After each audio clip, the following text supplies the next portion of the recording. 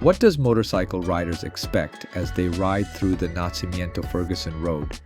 Well, as they ride through the Nacimiento-Fergusson Road, motorcyclists can expect a truly dynamic and engaging experience that caters to various senses and riding preferences. Here's a breakdown of what they likely anticipate the ride itself. A challenging and thrilling road. The road is famous for its twisting and turning nature, especially on the western side as it climbs steeply from Highway 1. Expect numerous switchbacks and hairpin turns that demand focus and good riding technique. This is a road that keeps riders engaged. Varying road conditions. Riders anticipate that the road surface might not be perfect. They could encounter sections with bumps, cracks, and potentially some gravel or debris, especially in corners or after any recent weather.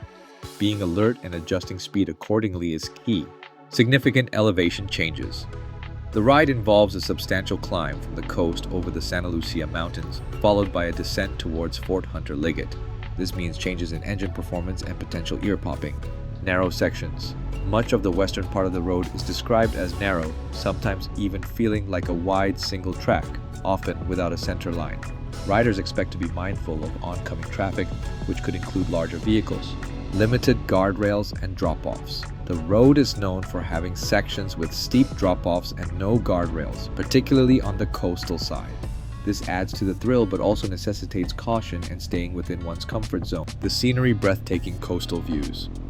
The initial ascent from the Big Sur coastline promises stunning panoramic vistas of the Pacific Ocean, rugged cliffs, and crashing waves. Riders anticipate numerous opportunities for scenic stops and photos. Transitioning landscapes. As they move inland and gain elevation, motorcyclists expect the scenery to change dramatically, from coastal vegetation to redwood forests, chaparral, and oak woodlands. Mountain views. Expect impressive views of the Santa Lucia Mountains and the surrounding rugged terrain. Inland beauty. The eastern side of the road towards Fort Hunter Liggett is described as more of a rural paradise with long sweeping turns, open spaces, and views of the Army training areas. Other considerations. Limited services. Riders should expect very limited services, gas, food, restrooms along the majority of the Nacimiento-Fergusson Road. They should plan accordingly with a full tank, water, and snacks. Potential for wildlife encounters with deer and other wildlife are possible, especially during dawn and dusk, requiring vigilance. Weather changes. The weather can vary significantly between the coast and the inland areas. Riders should be prepared for fog, cooler temperatures near the coast, and warmer conditions inland. Dressing in layers is advisable.